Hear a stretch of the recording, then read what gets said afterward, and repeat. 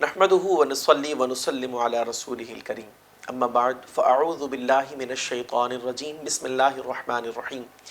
ناظرین محترم، تفسیر قرآن کا سلسلہ جاری ہے۔ سورہ لقمان پر ہماری گفتگو چل رہی ہے۔ آیت نمبر 14 آج ہمارے درس میں ہے، اور والدین کے حقوق اللہ تبارک و تعالی نے تاکید کے ساتھ اس آیت کریمہ کے اندر بیان فرمائے۔ ارشاد باری تعالی ہے وَوَصَّيْنَا الْإِنسَانَ بِوَالِدَيْهِ، ہم نے انسان کو اس کے والدین کے متعلق تاکید فرمائی ہے۔ حملتہ امہ وہنا علی وہن وفصالہ فی عامین، فرمایا کہ اس کی ماں نے اسے پیٹ میں رکھا تکلیف پر تکلیف جھیلتے ہوئے، اور دودھ چھوڑانا 2 سال میں ہے۔ انشکر لی ولی والدیک، کہ تم میرا حق ادا کرو اور اپنے والدین کا، الی المصیر، میری ہی جانب لوٹنا ہے۔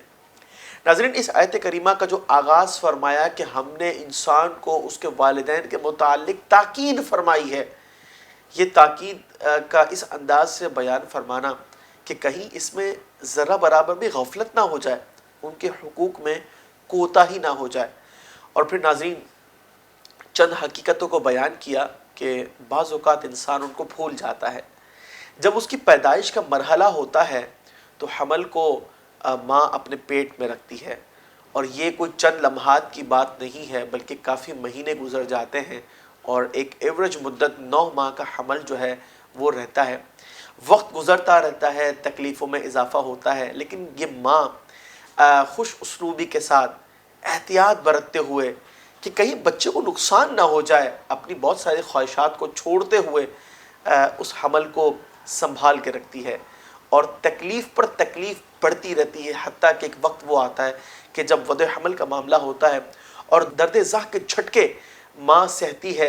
ناظرین، یہ وہ مرحلہ ہوتا ہے جس میں تبادلے کا کوئی تصور نہیں ہوتا۔ دنیا کے اندر انسان کے ساتھ مختلف رشتے اور بھی ہیں، ازدواجی زندگی کا سلسلہ ہے، دوستوں کے رشتے ہیں، اور اسی طریقے سے پڑوس ہیں، رشتہ دار ہیں، لیکن ہر شخص جب بھلائی کرتا ہے تو کہیں نہ کہیں یہ عنصر آ ہی جاتا ہے کہ تبادلے کا سلسلہ ہوگا اور لین دین کا معاملہ ہوگا، لیکن ماں یا باپ اپنے بچوں کے لیے جو کچھ کرتے ہیں وہ ون سائیڈ ہوتا ہے، وہ کسی ریٹرن یا کسی تبادلے کے حوالے سے وہ ذہن نہیں رکھتے، بلکہ ایک محبت ہوتی ہے، ایک الفت ہوتی ہے جو اس طرف ابھارتی ہے کہ وہ بلا عوض جو ہے وہ الفت اور محبت کے تقاضوں کو پورا کرتے رہتے ہیں۔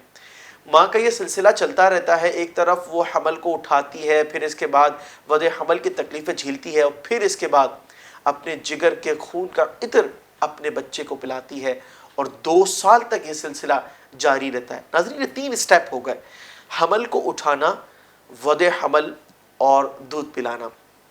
یہی وجہ ہے کہ ماں کو 3 اضافی فضیلتیں باپ پر حاصل ہیں۔ ایک روایت کے مطابق صحابی رسول عرض کرتے ہیں، یا رسول اللہ صلی اللہ علیہ وسلم، مجھ پر سب سے زیادہ کس کا حق ہے؟ فرمایا تمہاری ماں کا۔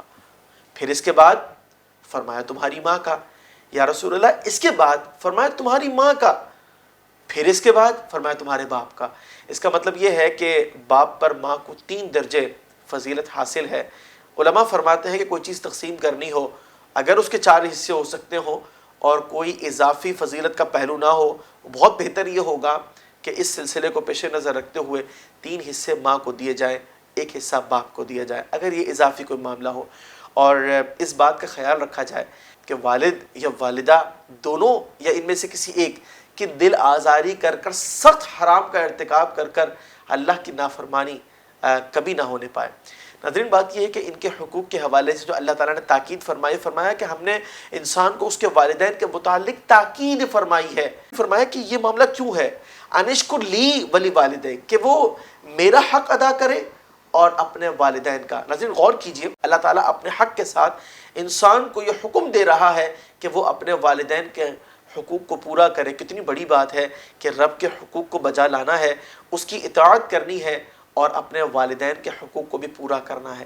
ناظرین یہ یاد رکھیے کہ اللہ کے حقوق مقدم ہیں، لہٰذا یہ اصول ہمیشہ ذہن نشین رکھیں کہ جب کبھی والدین کوئی حکم دے رہے ہوں اور اس کے مد مقابل شریعت کا حکم یہ ٹکرا رہا ہو آپس کے اندر، تو شریعت کو فوقیت ہوگی کہ وجہ یہ ہے کہ اللہ کا حکم جو ہے وہ مقدم ہے۔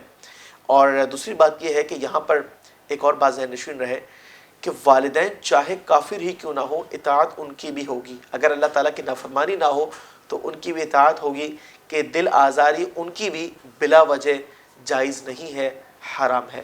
فرمایا الیہ المصیر، میری ہی طرف لوٹنا ہے. ناظرین، جو اولاد اپنے والدین کا دل خوش کرنے میں کامیاب ہو جاتی ہے، تو یہ ایک روایت بڑی مشہور ہے، ذہن نشین رکھیے، کہ سیدنا جبریل علیہ السلام ایک مرتبہ حاضر ہوتے ہیں، عرض کرتے ہیں یا رسول اللہ صلی اللہ علیہ وسلم، وہ شخص اس کی ناک خاک آلود ہو جائے کہ جس کے والدین میں سے دونوں یا کوئی ایک بڑھاپے کی حالت میں ہو اور وہ ان کی دعائیں لے کر کے جنت حاصل نہ کر لے. آپ صلی اللہ علیہ وسلم نے آمین فرمایا. مطلب یہ ہے کہ وہ شخص برباد ہو جائے کہ جس کے والدین موجود ہوں اور اتنی پیاری نعمت کے باوجود وہ اللہ کو راضی نہ کر سکے، تو وہ شخص جو ہے وہ ہلاک اور برباد ہو جائے.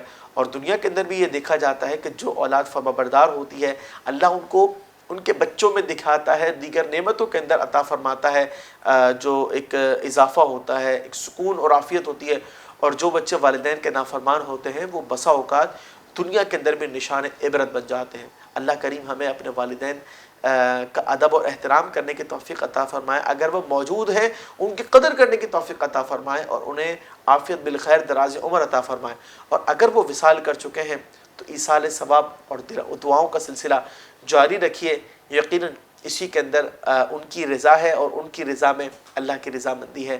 رب کریم ہمیں اپنے والدین کا خاص ادب و احترام کرنے کی توفیق عطا فرمائے. خلق السحاب وخلق الماء خلق الشمس في الفضاء سبحان خالق الحياة